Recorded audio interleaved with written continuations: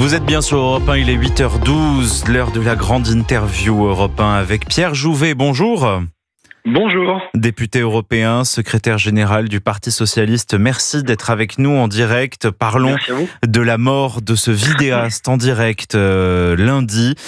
Pourquoi des scènes d'humiliation et de violence en direct sur Internet n'ont-elles pas été bloquées? C'est la question que tout le monde se demande. Après ces images, ces vidéos que l'on voit, que l'on découvre, puisqu'il avait certes un demi-million d'abonnés, mais la plupart des Français ne le connaissaient pas. Et on découvre avec horreur finalement ce qu'il a subi. Où sont les dysfonctionnements, Pierre Jouvet?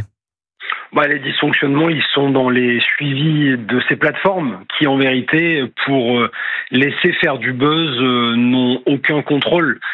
Et nous, ce que nous demandons très clairement, c'est la suspension et la fermeture à titre conservatoire immédiate de ces plateformes qui laissent finalement aux yeux de centaines de milliers d'abonnés des sévices qui sont allés jusqu'à ce drame qui nous épouvante tous. Vous avez raison de dire que nous étions un certain nombre, moi-même, à ne pas connaître ce streamer, mais j'ai découvert avec horreur ces vidéos, horreur ces sévices, et on ne peut pas être une grande démocratie, un grand pays comme la France, et laisser sur Internet cette loi de la jungle s'appliquer. Donc nous demandons très fermement ce matin la fermeture de cette plateforme et de toutes ces plateformes qui mettent en avant la haine et le rejet et la violence pour éviter de tels drames dans le futur. Bon, après, vous savez comment ça se passe sur Internet. Difficile d'identifier les interlocuteurs de tous ces acteurs de plateformes de diffusion en direct. Le gouvernement risque d'avoir sans doute des difficultés à les faire fermer. Mais je voudrais aussi revenir sur le demi-million d'abonnés, tous ces spectateurs qui pouvaient financer, participer à des cagnottes en ligne. Qu'est-ce que ça dit de notre société de se délecter finalement de la violence d'autrui? Bien sûr, vous avez raison. Ça dit d'une société qui se laisse finalement entraîner, attiser par la violence comme si ce n'était qu'un jeu. Finalement, ça laisse amener à voir une société qui peut se satisfaire de voir ces sévices et de voir cette violence comme elle regarderait un film. Mais tout ça n'est pas une fiction. Et c'est la raison pour laquelle je pense que les pouvoirs publics, le gouvernement, doit être beaucoup plus dur. On a tendance à considérer de manière trop régulière que ce qui se passe sur Internet est en fait un espèce d'endroit où on ne peut rien contrôler, rien faire, et que tout ça serait un peu en dehors de la vie. Bien là, ce qu'on a vu cette semaine, c'est que c'est pas en dehors de la vie. C'est la réalité, et que cette réalité, elle peut être dangereuse, elle peut être mortelle. Et je crois qu'on a besoin de retrouver à la fois du calme, du cadre et de la sérénité dans notre société, parce que vous avez raison, un demi-million d'abonnés qui pouvaient financer ça, qui pouvaient voir ça, c'est absolument incompréhensible. En tout cas, je crois vraiment que même si vous avez raison, il y a un certain nombre de difficultés à contrôler ces grandes plateformes, il est nécessaire que nous soyons, nous, responsables politiques, beaucoup plus durs. Vous savez, mon collègue député Arthur Delaporte avait lancé une mission d'information sur TikTok pour en dénoncer un certain nombre de dérives. Je crois que là aussi, on doit véritablement être plus à l'offensive. Les médias en France peuvent avoir des sanctions, vous le savez parfaitement, comme tous les médias. C'est pas le cas sur les plateformes d'Internet. C'est pas suffisamment le cas parce que on a peur de s'attaquer à ces géants du numérique. Je crois qu'aujourd'hui, l'effet et le mal qu'ils peuvent faire dans la société doivent être contrôlés de manière beaucoup plus ferme. Et on manque aussi peut-être d'empathie. Moi, quand je vois ça, ça me fait penser à l'expérience de 1000 grammes où on peut, parce que c'est du divertissement, parce qu'on est encouragé, faire souffrir quelqu'un à distance, s'en délecter. On a l'impression d'être dans un roman de science-fiction où ça y est, notre société a atteint ce degré de voir des spectacles de violence comme du divertissement. C'est sûr, c'est absolument terrifiant, vous avez raison.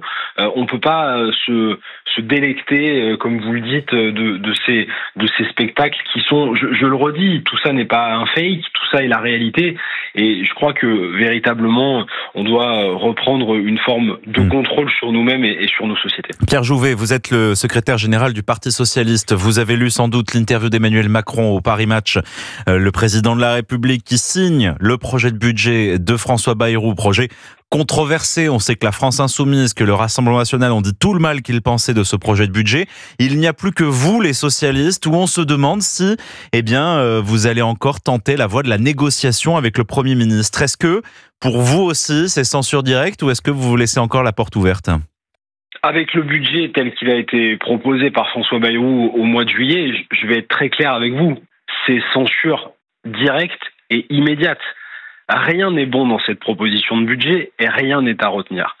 Nous avons en face de nous un gouvernement qui est illégitime parce qu'il n'a pas eu les suffrages populaires, qui n'a pas de majorité claire à l'Assemblée nationale, qui n'a pas de majorité dans le pays et qui veut imposer par coup de rabot et d'austérité absolument terrible pour les Français, pour les classes populaires, pour les Français qui travaillent, un budget qui va faire énormément de mal pour notre pays. Et donc les socialistes le disent très clairement, si ce budget reste en l'état, et j'ai l'impression que le président de la République, dans son autosatisfaction permanente, a l'air de valider ce budget, peut-être en espérant que François Bayrou tombe, parce qu'il y a beaucoup de cynisme aussi. Vous pensez qu'il le pousse vers la sortie en soutenant ce projet de budget ? Écoutez, il est de notoriété publique que les relations, malgré les grandes phrases et les grands mots entre François Bayrou et Emmanuel Macron, se sont dégradées, mais peu importe, ça, ce sont leurs affaires. De toute façon, vous savez, nous avions dit dès le départ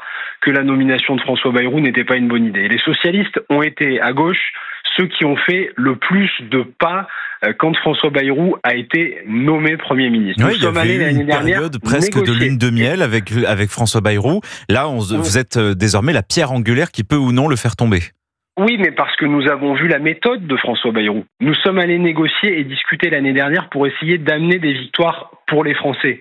Et nous voyons que le résultat, c'est que non seulement ce n'est pas suivi d'effet, mais que l'année qui suit, il n'y a aucune proposition qui est faite pour améliorer le quotidien des Français dans ce budget. Et pire encore, les propositions qui sont faites sont terribles. Écoutez, supprimer 2 jours fériés, pour les Français pour rapporter 4,5 milliards d'euros, c'est-à-dire la somme exacte qui a servi à financer la suppression de l'impôt sur la fortune. C'est absolument dingue.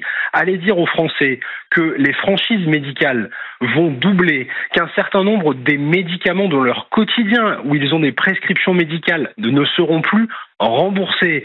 Allez expliquer avec l'année blanche que 400 000 Français vont rentrer dans l'impôt, alors que les 500 fortunes françaises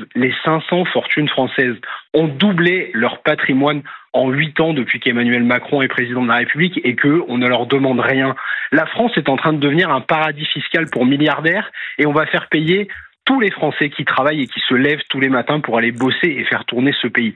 Ce n'est plus supportable, ce n'est plus acceptable. Cela signifie qu'on retrouvera les socialistes dans la rue le 10 septembre ? Je pense que nous serons en tout cas en soutien de ces mobilisations. Pour l'instant, les contours sont très flous et je crois que les organisateurs, ils sont divers de ces mobilisations, ne souhaitent évidemment pas, et c'est normal, de récupération politique. Mais ça veut dire une chose, le mouvement du 10 septembre. Le mouvement du 10 septembre, il veut dire qu'il y a une exaspération populaire. Et c'est ce que je vous disais tout à l'heure. Pas de majorité à l'Assemblée nationale, pas de majorité populaire dans le pays. On voit que les Français en ont ras-le-bol et les Français ont raison d'en avoir ras-le-bol parce que c'est toujours sur les mêmes comptables, c'est toujours le même affaiblissement des services publics qu'on fait et en réalité, on a des solutions pour permettre de sortir la France de l'ornière budgétaire dans laquelle Emmanuel Macron et ses gouvernements successifs l'ont mise, mais les choix politiques ne sont pas faits. Donc moi, je vous dis clairement, au Parti socialiste, nous comprenons les revendications du 10 septembre, même si elles sont protéiformes et que, évidemment, nous ne pouvons pas nous inscrire. On voit bien qu'il y a divers appels dans cette mobilisation du 10 septembre et que les contours sont encore flous sur le fond. Mais en tout cas, nous n'avons pas peur de ces mobilisations. Donc vous n'observez pas la même prudence que vous aviez observé par rapport aux Gilets jaunes. On se rappelle, il y a 7 ans, la gauche avait hésité au début à apporter son soutien à ce mouvement. Non, nous n'hésitons pas parce que nous voyons aussi que cette exaspération populaire, nous en sommes aussi un débouché politique. Et vous savez, quand le Parlement n'est pas écouté, quand les partis politiques ne sont pas écoutés par ceux qui dirigent le pays, eh bien, il y a un moment, il est aussi normal qu'il y ait une forme de mobilisation populaire que nous comprenons, que nous accompagnons et que nous voyons. Enfin, ce sont les Français qui se font aujourd'hui, finalement, en partie ponctionnés par ce nouveau budget de François Bayrou. Pierre Jouvet, tout simplement, on en a marre. La France a-t-elle des leçons à recevoir de la part de Benyamin Netanyahou, accusé d'alimenter le feu antisémite par la reconnaissance d'un État palestinien ? Quelle réponse la France doit-elle apporter au Premier ministre israélien ? que la France n'a aucune leçon à recevoir de Benyamin Netanyahou, qui est un dirigeant d'extrême droite et qui est en train de mener sous les yeux du monde un génocide en territoire palestinien. Je le dis de manière très claire. Ça n'a pas été encore reconnu au niveau international. Il y a des enquêtes et il y a un risque génocidaire pour l'instant. Bien sûr, mais moi je dis que ce qui se passe en territoire palestinien, ce qui se passe à Gaza, est un génocide. Et que Benyamin Netanyahou est un homme d'extrême droite qui se retrouve dans une situation extrêmement difficile politiquement dans son pays et qui veut, à chaque fois que quelqu'un veut sortir la situation dans laquelle il est en train de s'enfermer, l'accuse d'antisémitisme. C'est absolument inacceptable. La France a toujours été aux côtés de tous les Français, a toujours été en soutien des Juifs de France et des Juifs du monde. Ce que fait Benyamin Netanyahou est inacceptable. Ce qu'il a dit hier est absolument inqualifiable et nous le disons de manière là aussi très claire. Ça fait des mois que nous demandons des sanctions contre Benyamin Netanyahou. Ça fait des mois que nous disons qu'il y a notamment des mandats d'arrêt de la Cour pénale internationale qui ne sont pas appliqués sur Benyamin Netanyahou. Et vous savez, Benyamin Netanyahou est coutumier du fait. Il a gagné le pouvoir en Israël en expliquant que tous ceux qui ne voteraient pas pour lui, y compris les Israéliens, seraient des antisémites. Il a fait ça il y a 20 ans, la première fois qu'il a gagné. Donc aujourd'hui, c'est inacceptable et nous dénonçons ces paroles. Merci Pierre Jouvet, député européen, secrétaire général du Parti socialiste. Merci à vous. Merci d'être venu en direct sur Europe 1. Très bonne journée à vous.